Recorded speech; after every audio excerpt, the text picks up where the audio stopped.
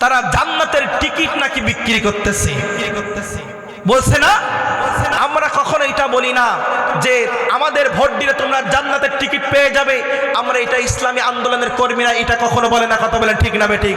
ইসলামী আন্দোলন কর্মীরা এটাই বলে যে তোমরা যদি আমাদের সাথে আসো, আমাদের সাথে কথা বলো, আমাদের সাথে চলো, তাহলে তারা জান্নাতে যাওয়ার রাস্তা দেখায়, জান্নাতে যাওয়ার পথ দেখায়, কিন্তু তারা জান্নাতে যাওয়ার টিকিট কখনো দেয় না, কথা বলেন ঠিক না বেঠিক? চ্যানেলটি সাবস্ক্রাইব করুন, বেল আইকনটি বেজে দিয়ে সাথেই থাকুন। পৃথিবী আমার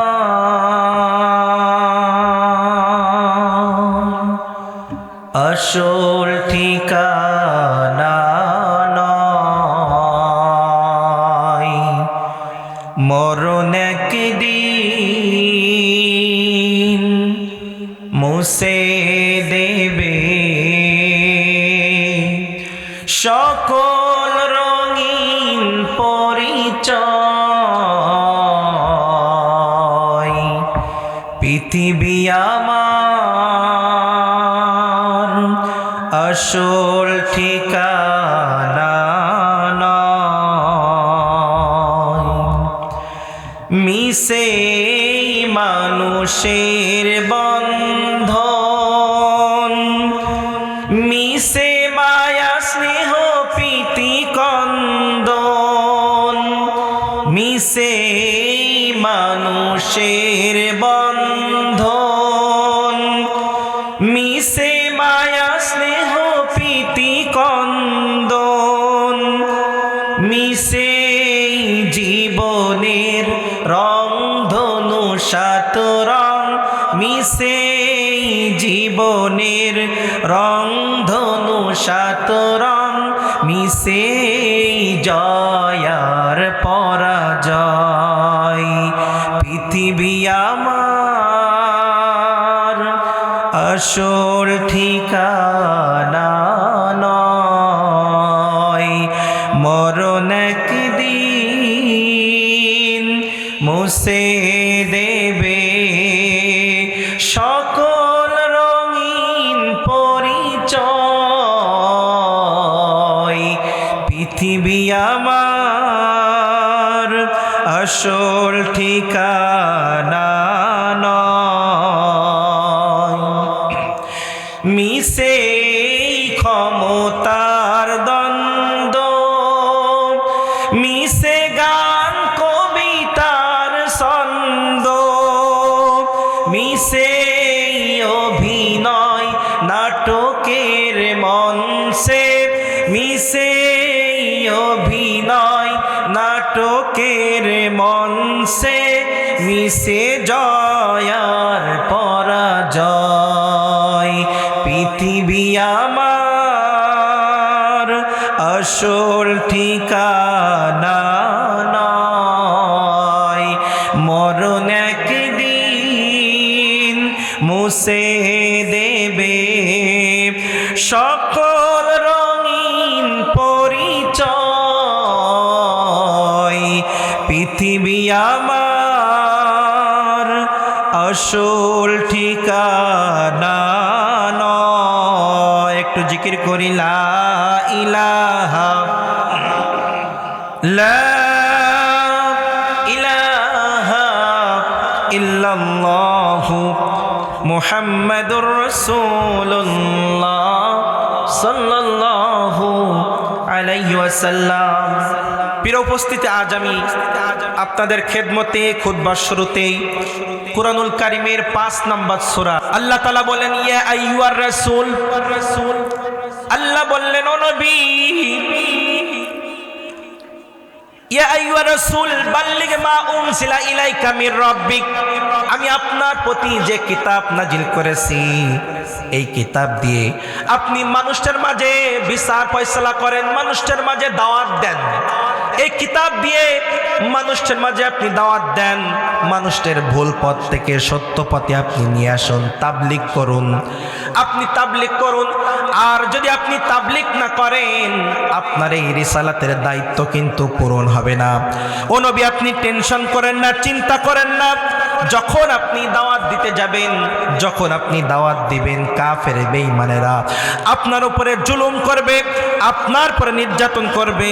ও নবী আপনি টেনশন করেন না, ভয় পায়েন না। ইন্নাল্লাহা লা ইয়াহদিল কওমাল কাফিরিন।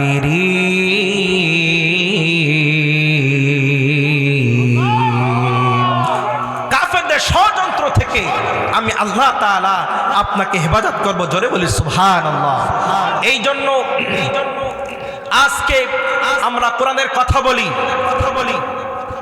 ফ্যাসিস্টের আমলে, খুনি শেখ হাসিনার আমলে কোরআনের সত্য কথা বলার জন্য আলেমদেরকে ধরে ধরে নির্যাতন করা হতো, ধরে ধরে গ্রেপ্তার করা হতো, মাহফিল বন্ধ করার ষড়যন্ত্র কথা হতো। কথা মানে ঠিক না বেঠিক? আজকেও সেই ফ্যাসিস্টদের অনুসরণ করে, সেই জালিমদের অনুসরণ করে আজকেও কিছু মানুষ আছে যারা কোরআনের তাফসীরে বাধা দিয়ে কোরআনকে বিকৃত করার চেষ্টা করতেছে। কথা বলে ঠিক না বেঠিক?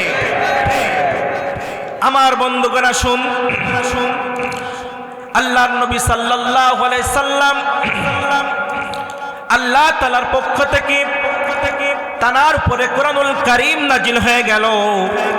বিশ্ব নবী সাল্লাল্লাহু আলাইহি সাল্লামকে আল্লাহ তাআলা বললেন, নবী আপনি এই কোরআন দিয়ে মানুষের মাঝে আপনি দাওয়াত দেন, মানুষের মাঝে আপনি তাবলীগ করুন।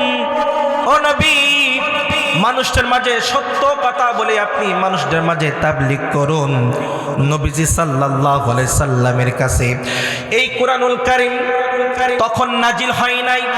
নবীজি সাল্লাল্লাহু আলাইহি সাল্লামের বয়স যখন 40 বছর পড়বে ভাব, এমন সময় নবীজি সাল্লাল্লাহু আলাইহি সাল্লাম হীরা গুহায় তিনি ধ্যান করতেছেন। হঠাৎ করে হীরা গুহায় নবীজি ধ্যান করতেছেন। হীরা গুহাটা এমন লম্বা, এমন উঁচা, একজন সুস্থ মানুষের পক্ষে 55 মিনিট সময় লাগে হীরা গুহায় উঠতে। কয় মিনিট? 55 মিনিট সময় লাগে একজন সুস্থ মানুষের হীরা গুহায় উঠতে। একটু গরম পানি দেন। নবীজি সাল্লাল্লাহু আলাইহি সাল্লাম ধ্যান করছেন এই হীরা গুহায় প্রত্যেক দিন। বিশ্বনবী সাল্লাল্লাহু আলাইহি সাল্লামের স্ত্রী মা খাদিজা রাদিয়াল্লাহু তাআলা তিনি নবীজির জন্য খাবার নিয়ে হীরা গুহায় উঠতেন। মা খাদিজা রাদিয়াল্লাহু তাআলা নবীজি সাল্লাল্লাহু আলাইহি সাল্লামের জন্য খাবার নিয়ে হীরা গুহায় উঠতেছেন। আল্লাহর নবীজি সাল্লাল্লাহু আলাইহি সাল্লাম হীরা গুহায় নামাজে ধ্যানে আছেন। নবীজি নামাজ শেষ করে সঙ্গে সঙ্গে খাদিজা রাদিয়াল্লাহু তাআলার দিকে তাকালেন। খাদিজার দিকে তাকিয়ে বললেন, খাদিজা রে, এখনো তুমি কেন বসে আছো? ও খাদিজা, তুমি এখনো কেন খাও নাই? খাদিজা রাদিয়াল্লাহু তাআলা বললেন, ইয়া রাসূলুল্লাহ, ইয়া হাবিবাল্লাহ, আমি খাদিজার জীবন যদি ক্ষুধার যন্ত্রণায় যদি তছনছ হয়ে যেত, ক্ষুধার যন্ত্রণায় যদি আমার জীবন ফেটেও যেত, আপনার মুখে খাবার না ওঠায় দিয়ে আমি নবী কখনো খাবার গ্রহণ করব না, কখনো খাবার গ্রহণ করব না। ভাই এই আওয়াজ কি হচ্ছে ভাই? আওয়াজ টানতেছে না তো? এমন করে কষ্ট করে কথা বললে তো আমি শেষ পর্যন্ত যেতে পারবো না। একটা আওয়াজ দেন, আমার তো কষ্ট হচ্ছে কথা বলতে।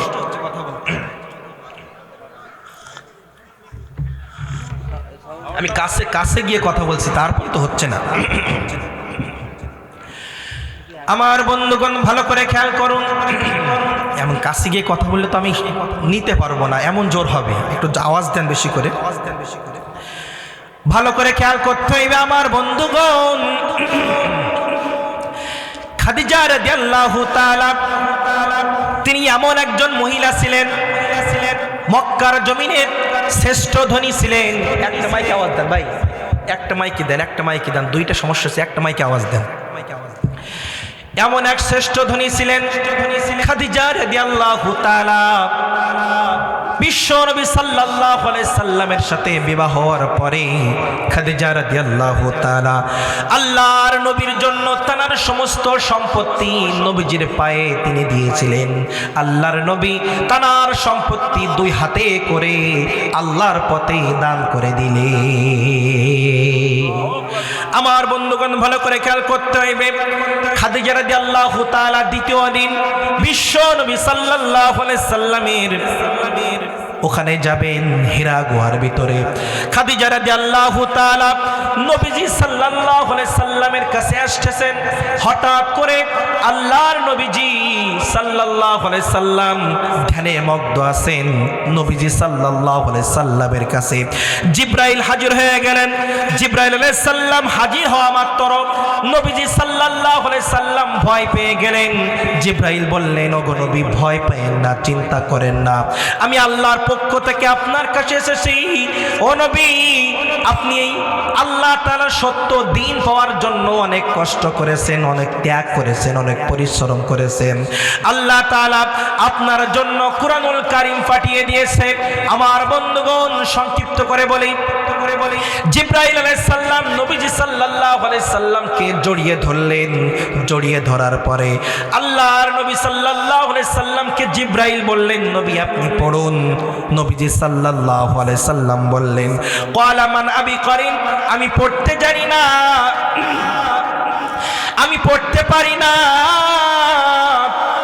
সঙ্গে সঙ্গে জিবরাইল আলাইহিস সালাম আবার নবীজি সাল্লাল্লাহু আলাইহি সাল্লামকে জড়ায় ধরলেন।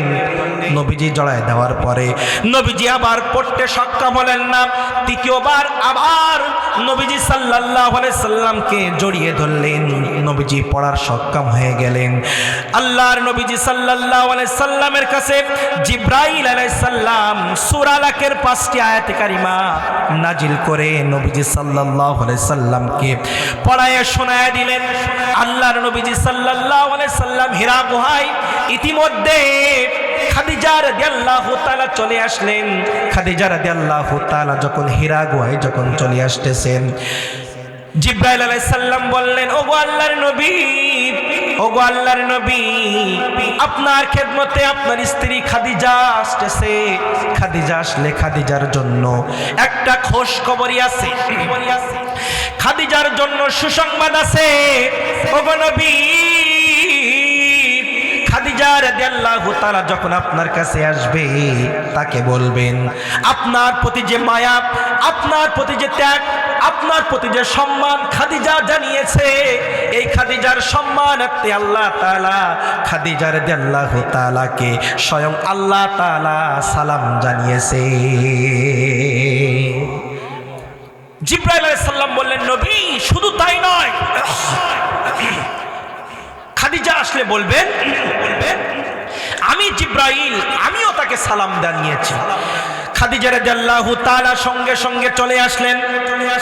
আসার পরে নবীজি সাল্লাল্লাহু আলাইহি সাল্লাম বললেন, খাদিজা রে,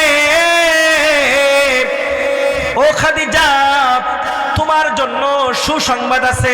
বলে, ইয়া রাসূলুল্লাহ, আমার জন্য কি সুসংবাদ? সঙ্গে সঙ্গে আল্লাহর নবীজি বললেন, ও খাদিজা, তুমি আমার প্রতি যে মায়া, আমার প্রতি যে মহাব্বত, আমার প্রতি যে দয়া তুমি দেখিয়েছো খাদিজা, আল্লাহ তাআলা খুশি হয়ে গিয়েছে। আল্লাহ তাআলা খুশি হয়ে আল্লাহ তাআলা স্বয়ং তোমাকে সালাম জানিয়েছে। ও খাদিজা, শুধু তাই নয়, জিবরাইলও তোমাকে সালাম জানিয়েছে। আল্লাহু আকবার। আল্লাহ তাআলা বললেন, ইয়া রাসূলুল্লাহ, ওগো নবীজি, আল্লাহ তাআলার সালামের জবাব কিভাবে দিতে হয় সেটা আপনি দিয়ে দেন, আর জিবরাইলের সালামের জবাব আমি দিচ্ছি, ওয়ালাইকুমুস সালাম। এভাবে করে নবীজি সাল্লাল্লাহু আলাইহি সাল্লামের উপরে কুরআনুল কারীম নাজিল হয়ে গেল। কুরআনুল কারীম যখন নাজিল হয়ে গেল, নবীজি সাল্লাল্লাহু আলাইহি সাল্লাম এই কুরআনুল কারীমের সর্বপ্রথম দাওয়াত দেওয়ার জন্য খাদিজা রাদিয়াল্লাহু তাআলাকে বললেন, খাদিজা রে,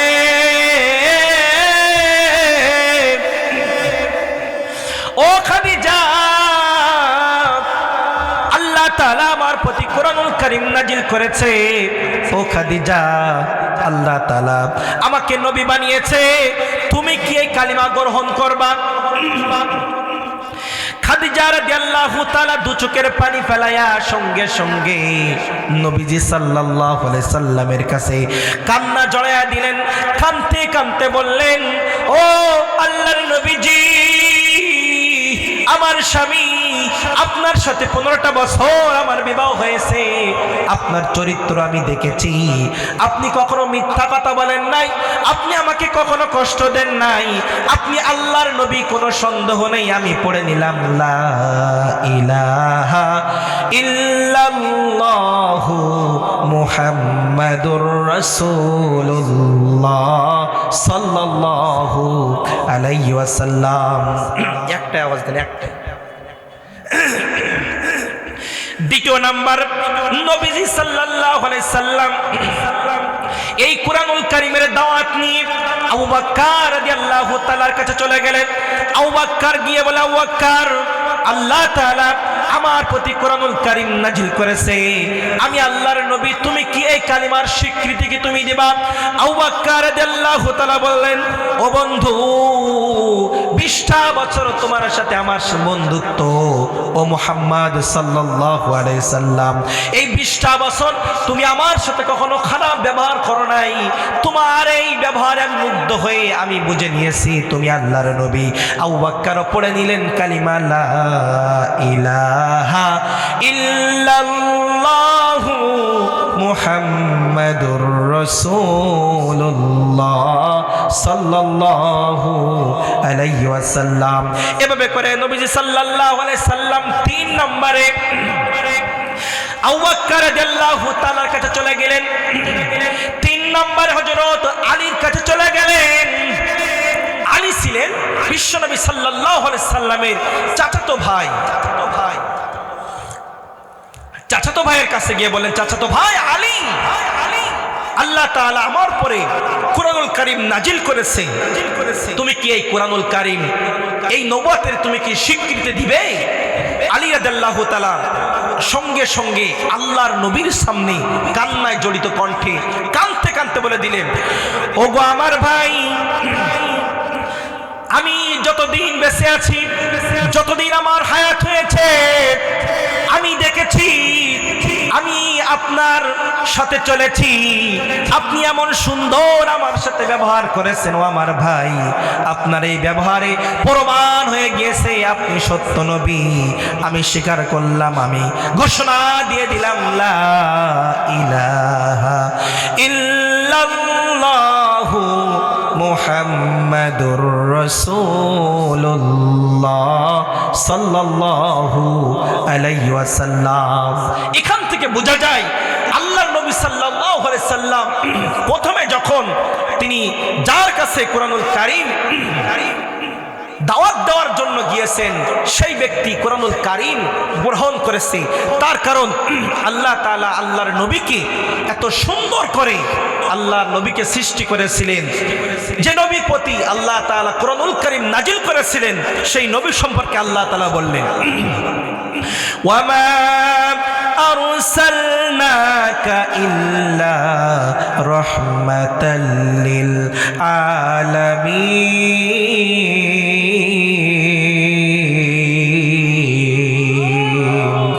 রহমাতুল লিল আলামিন নবী, রহমাতুল লিল আলামিন নবী, কোরআনে প্রমাণ, উম্মত বিহীন কে বুঝিবে আমার দয়াল নবীর শান, উম্মত বিহীন কে বুঝিবে আমার মোদের নবীর শান। নবী আমার মদিনার বুলবুল,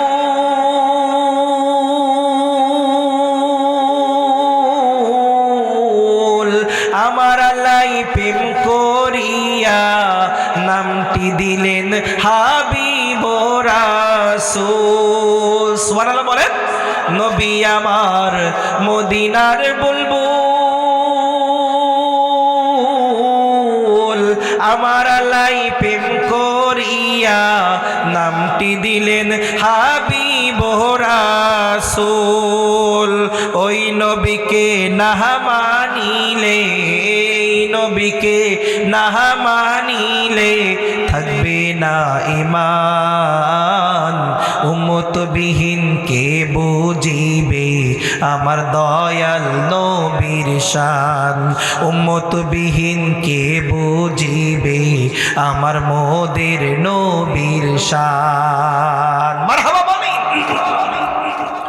আমার বন্ধুগণ ভালো করে খেয়াল করতে হইবে, নবীজি সাল্লাল্লাহু আলাইহি সাল্লামের উপরে কুরআনুল কারীম নাযিল হয়ে গেল। আল্লাহর নবীজি সাল্লাল্লাহু আলাইহি সাল্লাম এই কুরআনুল কারীমের দাওয়াত দিচ্ছেন। কাফের বেঈমানেরা তারা এই দাওয়াত বন্ধ করার জন্য উঠে পড়ে তারা লেগে গিয়েছিল। কিভাবে মুহাম্মাদের দাওয়াত বন্ধ করা যায়, মুহাম্মাদের দাওয়াত চিরকাল তছনছ করে দেওয়া যায়, মুহাম্মাদের এই প্রচার বন্ধ করা যায়, তারা উঠে পড়ে লেগেছে। আজকেও দেখবেন যারা কোরআনের কথা বলে, কোরআনের পক্ষে শক্তি যারা এই দাওয়াতি কাজ করতে যাচ্ছে, এদের দাওয়াতে বাধা আছে না নাই? সবাই বলে আছে না নাই? এদের দাওয়াতেও বাধা আছে। যেমন করে আবু জেহেল, উতবা, শাইবা এরা বাধা দিয়েছিল নবীজি সাল্লাল্লাহু আলাইহি সাল্লামের এই দাওয়াতে। ঠিক তেমনি করে নবীর উত্তরসূরি যারা আছে তারা সত্যর পথে যখন দাওয়াত দেয়, কুরআনুল কারীমের যখন দাওয়াত দেয়, তাদের দাওয়াতে বাধা দেওয়ার জন্য উঠে পড়ে তারা লেগে যায়। কথা বলেন ঠিক না বেঠে? আমার বন্ধুগণ, নবীজি সাল্লাল্লাহু আলাইহি সাল্লাম কুরআনুল কারীমের দাওয়াত দিচ্ছেন। নবীজির দাওয়াত যখন বন্ধ করতে পারলেন না আবু জেহেল, উতবা, শাইবা তারা চিন্তা করলো আমরা যখন দাওয়াত বন্ধ করতে পারলাম না, এই দাওয়াত যেভাবে হোক আমাদের বন্ধ করতে হবে।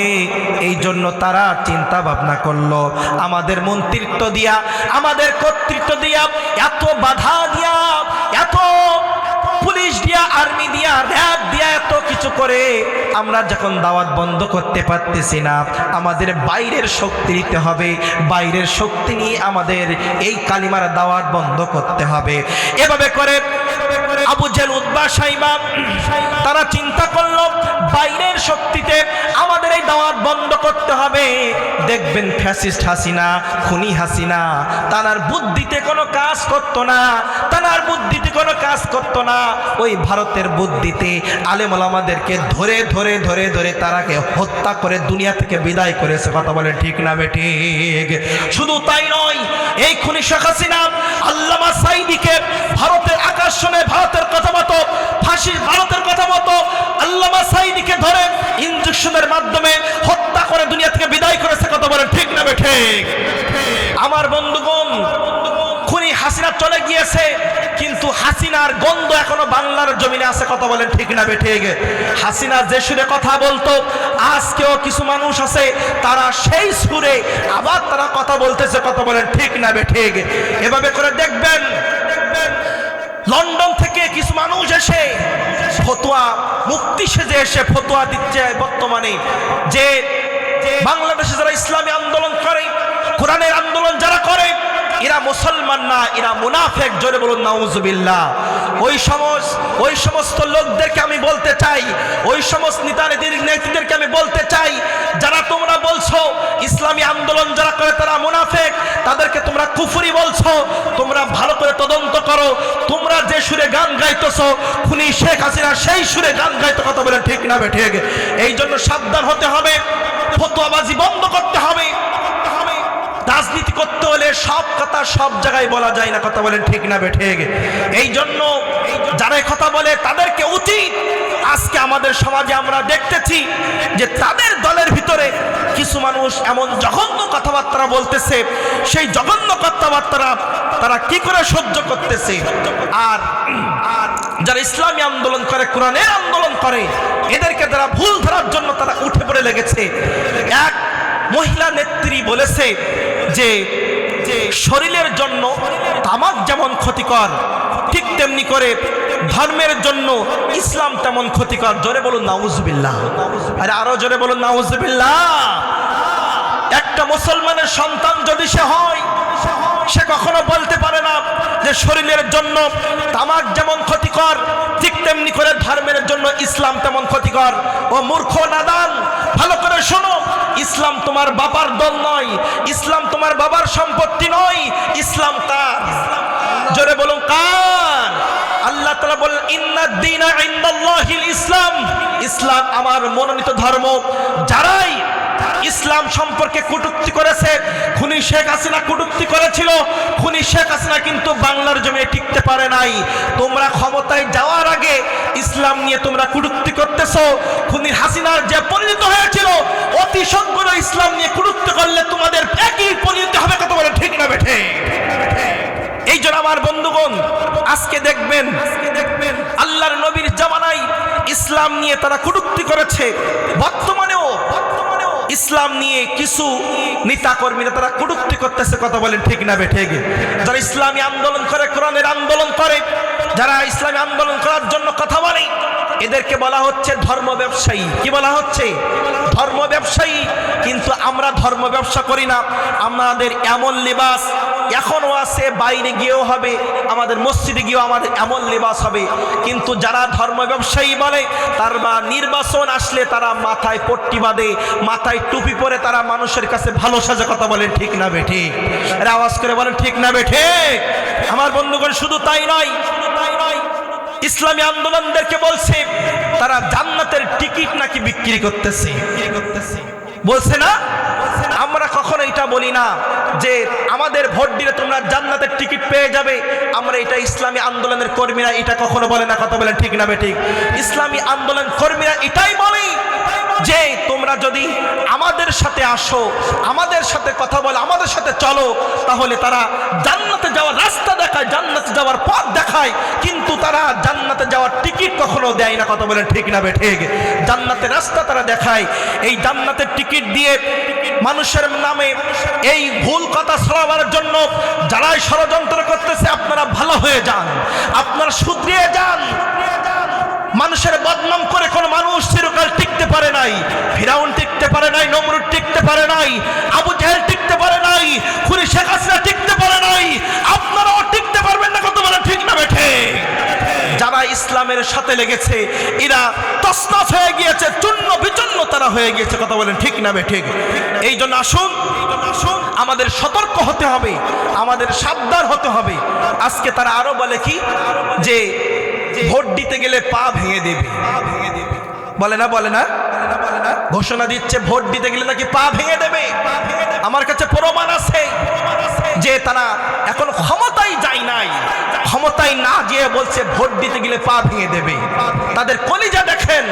আমরা দেশের জনগণের কাছে আমরা বলতে চাই, যারা ক্ষমতায় যাওয়ার আগে ভোট দিতে গেলে পা ভেঙে দেওয়ার ওপেন ঘোষণা দেয়, তারা ক্ষমতায় গেলে আমাদের রাখে কিনা তাই সন্দেহ। কথা বলে ঠিক না বেঠিক? এই জন্য আপনাদের সাবধান হতে হবে। আমরা একথা না বললেই নয়, তার কারণ আমরা দীর্ঘ 17টা বছর আমরা জালিমদের নির্যাতন, জুলুম, স্টিম রোলার আমরা সহ্য করেছি। সহ্য করার পরে আবারও এই বাংলার জমিন জালিমদের হাতে উঠায় দিব। আমরা অত সস্তার নয়। কথা বলেন ঠিক না বেঠিক? আমাদের দেয়ালে পিঠ থেকে গিয়েছে, সামনের দিকে না গেলে সামনের দিন অত্যন্ত ভয়ঙ্কর দিন হতে চলেছে। এই জন্য আপনাদের সাবধান হতে হবে, আপনাদের হুঁশিয়ার হতে হবে। আগামী দিন যেন কোনো ফ্যাসিস্টের হাতে, কোনো খুনিদের হাতে, কোনো সন্ত্রাসীর হাতে বাংলার জমি উঠতে না পারে, এই সেই চেষ্টা প্রচেষ্টা আপনাদের সবাইকে করতে হবে। কথা বলে ঠিক না বেঠিক? ভোট কেন্দ্রে গিয়ে যদি কোনো ঝামেলা পাকায় কোনো দল, কোনো গোষ্ঠী যে ঝামেলা পাকাতে চাই, বাঁশের লাঠি হাতে নিবেন, পাশা লাল করে দিবেন। কথা বলেন ঠিক না বেঠিক? আর ছাড় দেওয়া যাবে না। অনেক ছাড় দিয়েছি। কথা বলেন ঠিক না বেঠিক? আমার বন্ধুগণ ভালো করে খেয়াল করতে হইবে। নবীজি সাল্লাল্লাহু আলাইহি সাল্লাম কোরআনুল কারীমের দাওয়াত দিচ্ছেন। আল্লাহর নবীজির দাওয়াত যখন কাফের বেঈমানেরা বন্ধ করতে পারে না, তারা চিন্তা করলো কি করা যায়। এত চেষ্টা করে সাহাবীদেরকে ধরে, সাহাবীদেরকে মেরে তাদের দাওয়াত বন্ধ করতে পারি না, এখন আমরা কি করতে পারি? তারা এক জায়গায় মিটিংয়ে বসলো। মিটিংয়ে বসে তারা চিন্তা ভাবনা করলো কি করা যায়, কি করা যায়। তারা চিন্তা ভাবনা করতে করতে তারা চিন্তা করলো আমাদের দেশের জনগণ দিয়ে যখন হচ্ছে না, তাহলে বাহিরের দেশের সাহায্য আমাদের নিতে হবে। বাহিরের দেশের সাহায্য যদি আমরা নিতে পারি আর তাদের কথা মতো যদি চলতে পারি, তাহলে অবশ্যই মুহাম্মাদের এই দাওয়াত বন্ধ করা যাবে। কাফের বেঈমানেরা তারা চিন্তা করলো, ষড়যন্ত্র করলো যে কাকে দাওয়াত দেওয়া যায়। এক জায়গায় বসে টাকালারা তারা চিন্তা করলো যে ওই বাহিরের দেশে একজন বাদশা আছে, এই বাদশা ইসলাম সহ্য করতে পারে না, কুরআনুল কারীম সহ্য করতে পারে না। সিরিয়ার বাদশা হাবিব বিন মালিক, এই হাবিব বিন মালিককে যদি আমাদের দেশে নিয়ে আসতে পারি, তার মুহাম্মদকে নিয়ে যদি হুমকি দিতে পারি, তাহলে মুহাম্মাদের দাওয়াত মনে হয় চিরকাল বন্ধ হয়ে যাবে। মুহাম্মদ মনে হয় আর এই দাওয়াত দিবে না। যখন কাফের বেঈমানেরা এই চক্রান্ত করলো, এই চিন্তা ভাবনা যখন করলো, সঙ্গে সঙ্গে গোল টেবিলে বসে আবু জেহেল, উতবা, সাইবা তারা চিন্তা করলো যে এই সিরিয়ার বাদশা হাবিব বিন মালিককে দাওয়াত করে আমাদের এখানে নিয়ে আসতে হবে। আমার বন্ধুগণ, তারা চিঠি লেখা শুরু করে দিল আবু জেহেল যে হাবিব বিন মালিক আমাদের এই মক্কার জমিনে এক যুবক আছে, বাপ দাদার ধর্মকে চুনকালি মাখিয়ে এই যুবক সে নতুন ধর্ম, নিজের বানানো ধর্ম সে প্রতিষ্ঠিত করতে চায়।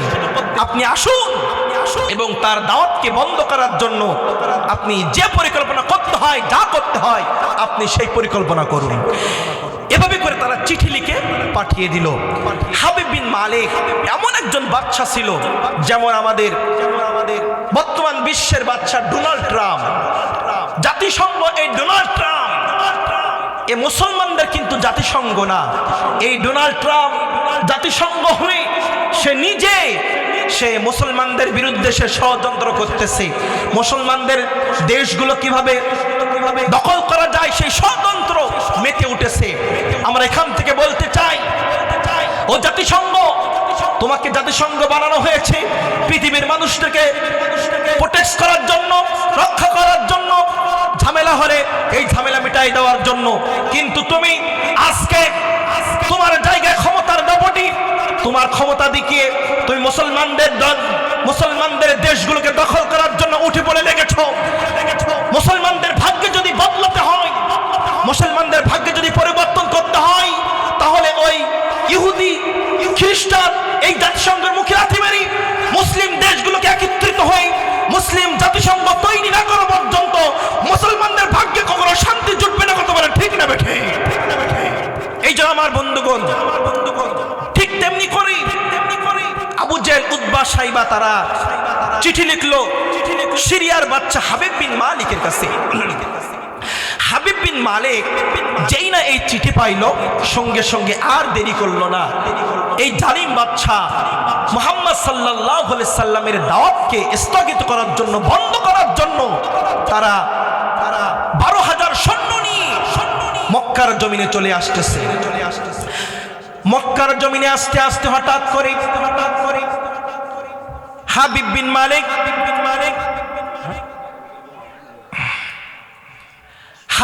মালিক মক্কার জমিনে যখন চলে আসতেছে, সঙ্গে সঙ্গে 12,000 সৈন্য নিয়া হাবিব বিন মালিক যখন মক্কার জমিনে পা দিল, এই মক্কার জমিনে পা দেওয়ার সঙ্গে সঙ্গে হাবিব বিন মালিক তখন ঘোষণা দিয়ে দিল সৈন্যদেরকে, যাও সেনাবাহিনী, নৌবাহিনী চলে যাও, ওই মুহাম্মদ নামক ওই যুবককে ধরে নিয়ে আসো, মুহাম্মদ নামক ওই যুবককে ধরে আমার কাছে নিয়ে আসো। সৈন্যবাহিনীরা চলে গিয়েছে, গিয়ে খুঁজতে খুঁজতে সঙ্গে সঙ্গে নবী মুহাম্মদ রাসূলুল্লাহ সাল্লাল্লাহু আলাইহি সাল্লামকে কাবা শরীফের পাশে সিজদারত অবস্থায় নবীজি সাল্লাল্লাহু আলাইহি সাল্লামকে পেয়ে গেলেন। নবীজি সাল্লাল্লাহু আলাইহি সাল্লামকে যখন পেয়ে গেলেন, ওই সেনাবাহিনীরা মুহাম্মদ সাল্লাল্লাহু আলাইহি সাল্লামকে বলছে, ও মুহাম্মদ, বাহিরে থেকে, সিরিয়া থেকে হাবিব বিন মালিক এসেছে, তোমাকে ডাকছে। আমার বন্ধুগণ, নবীজি সাল্লাল্লাহু সাল্লাল্লাহু আলাইহি সাল্লাম সিজদা থেকে মাথা উঠালেন, আল্লাহর নবীজির অন্তরে কি ভয় লেগেছিল? জোরে বলুন, ভয় লেগেছিল? নবীজির অন্তরে ভয় লাগে নাই, নবীজি ভয় পায় নাই। নবীজি সাল্লাল্লাহু আলাইহি সাল্লাম সঙ্গে সঙ্গে বলল তাদের সাথে, ঠিক আছে চলো সামনের দিকে চলো। নবীজি সাল্লাল্লাহু আলাইহি সাল্লাম যখন হাঁটতে শুরু করলেন, হঠাৎ করে মা খাদিজা রাদিয়াল্লাহু তাআলার সামনে পৌঁছায় গেল। মা খাদিজা রাদিয়াল্লাহু তাআলা বললেন, আল্লাহর নবী আপনি কোথায় যান? ও নবী আপনি কোথায় যান নবী? আল্লাহর নবী বললেন, খাদিজা রে, আল্লাহর কোরআনের দাওয়াত বন্ধ করার জন্য সিরিয়া থেকে হাবিব বিন মালিক এসেছে। ও খাদিজা, আমি হাবিব বিন মালিক আমাকে ডেকেছে, হাবিব বিন মালিকের কাছে আমি যাই। সঙ্গে সঙ্গে খাদিজা রাদিয়াল্লাহু তাআলা আল্লাহর কাছে দুহাত তুলে চোখের পানি ফেলাইয়া আল্লাহর কাছে দোয়া করলেন, ও গো মালিক, তোমার এতিম বন্ধু আল্লাহ তাআলা হাবিব বিন মালিকের কাছে যাচ্ছে। ও আল্লাহ, তোমার এতিম বন্ধুর তুমি ছাড়া আর কেউ নাই, তোমার এতিম বন্ধুকে তুমি ইবাদত করো, এতিম বন্ধুকে তুমি সাহায্য করো। এভাবে করে খাদিজা রাদিয়াল্লাহু তাআলা দোয়া করে দিলেন। নবীজি সাল্লাল্লাহু আলাইহি সাল্লাম সামনে যাচ্ছেন।